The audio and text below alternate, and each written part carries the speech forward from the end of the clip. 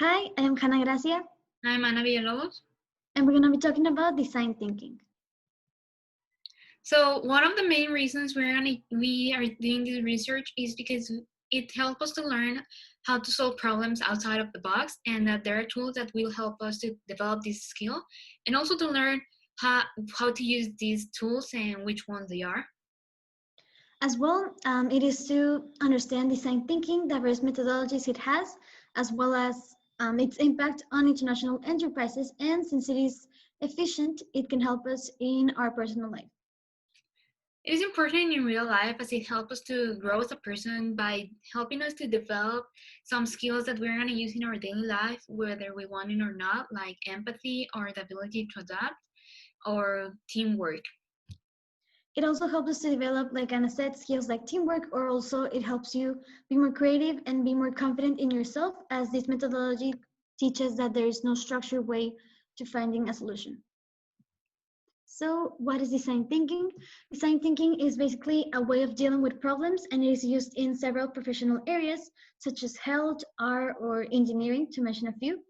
It seeks to approach conflict in non-conventional ways by using teamwork and letting your creativity flow. And there are several methodologies, but the one we're going to be talking about today is Stanford D School. The first step is to empathize, which means to think about the people, your target audience, and their needs. The second is to define, which means from all of the problems that you observed, choose one in particular to work with it. The third is to ideate, which means to come up with all the ideas possible. Fourth is to prototype, which means to make your ideas tangible in order to be closer to finding a solution. And the fifth one is to test, which means to show all of the progress you made to the target audience in order to see if the direction taken is correct. So what about its creation? There's no specific person that created design thinking, but some people that made advances are David M. Kelly. So in 2004, after creating the Stanford D School, he introduced this term to his students in the same school in Stanford. And in 2008, Tim Brown helped make this concept globally known by doing an article that he published in the Harvard Business Review, and by doing a year later publishing a book. What does it work for? As mentioned before, it basically works to solve a problem, especially those problems that are known for being hard to solve due to the lack of information that is found on them.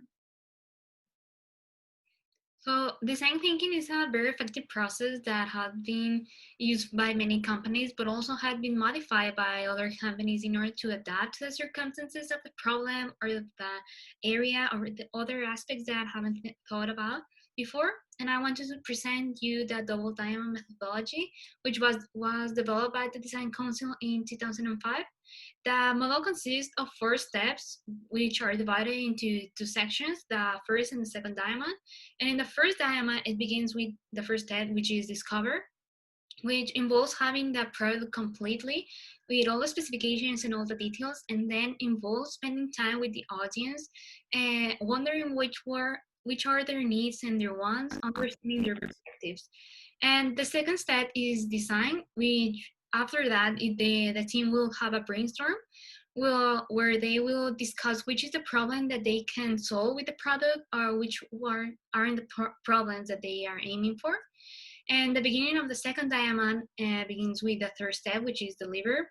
And in here, the problem is already discussed, is already targeted, and they will start to generate all the possible solutions. All ideas are welcome in here. There are no bad or incorrect ideas. And lastly, the first step is to deliver, where the solutions are tested. They're tested in a small scale edition, and they will reject the ones that won't work and modify the ones that can work. Another methodology is ideal use. So this methodology is aimed to help companies be more focused on the target audience needs, as well as help professionals have different perspectives on a problem. The first step is to frame a question, which means to think about your audience and try to understand their desires. The second is to gather information, which means inspiration, which means to let your creativity flow and be inspired by your surroundings. The third one is to generate ideas, which means choose innovating ideas that can help you solve the problem. The fourth is to make your ideas tangible, which means bringing all of your ideas to life, either by drawings or by models. The fifth is test to learn, which means to basically show your work and receive feedback in order to see if it satisfies the needs. And the sixth is to share the story, which means to detail your findings when they're successful. As I mentioned before, a lot of companies have used design thinking as a strategy to be more successful. And I want to talk about three cases. The first one is Airbnb. And back in 2009, when Airbnb was first launched, the co-founder Joe Gibbia started to notice that Airbnb wasn't as successful as they thought it would be. And he and his team started to apply design thinking by empathizing first with the customer, by entering in the app as a customer and try and notice which were the details that were attractive for the clients and which ones weren't. And they found out that the real problem wasn't the system itself, but rather more the poor quality pictures they were using for the places. The second case I want to talk is of Burberry. In 2006, the CEO found out that noticed that the sales weren't increasing as much as before, and also found out that the customers were changing. They weren't only the Gen X, but a new generation was entering, which were the millennials. And with them, a lot of changes were entering also as the digital era was starting in 2006. And they understood that they needed to adapt to the millennials if they wanted to keep them as loyal customers. And they created this huge social media presence in order to adapt to the millennials and satisfy their needs. And the last case I want to talk about is Nike. And Nike's team want to encompass a lot of sport like skateboarding or swimming, but found out that their products weren't as popular as the other ones. And then they found out that they understood that they needed to empathize with not only the customers but also with the employees, and wondering what they want, what they need, and what motivates them in order to have better products.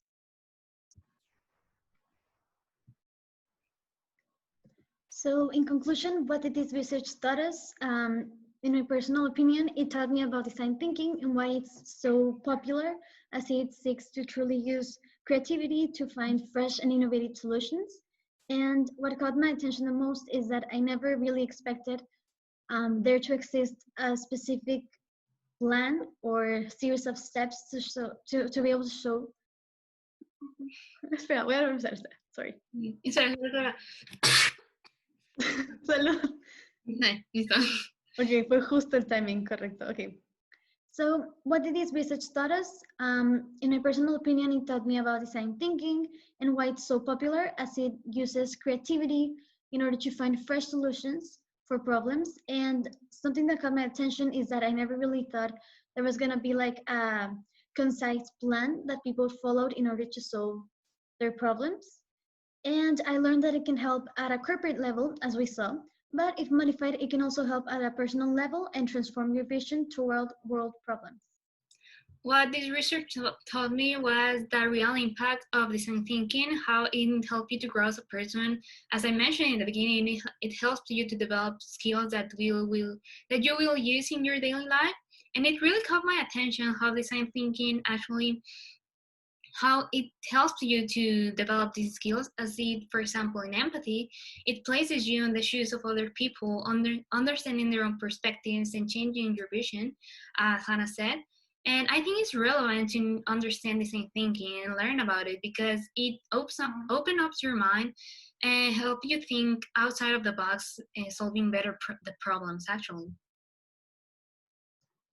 So the easiest part for me of doing this project was truly finding only one of the methodologies, as there are so many, but the hardest part was finding who created it, as I had to trace back the history of all this design thinking process.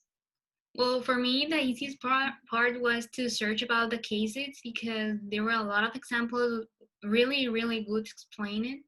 But the hardest part was to understand the methodology, because they were pretty ambiguous and pretty confusing actually. So these are all the references we used, and we thank you for your attention. Thank you.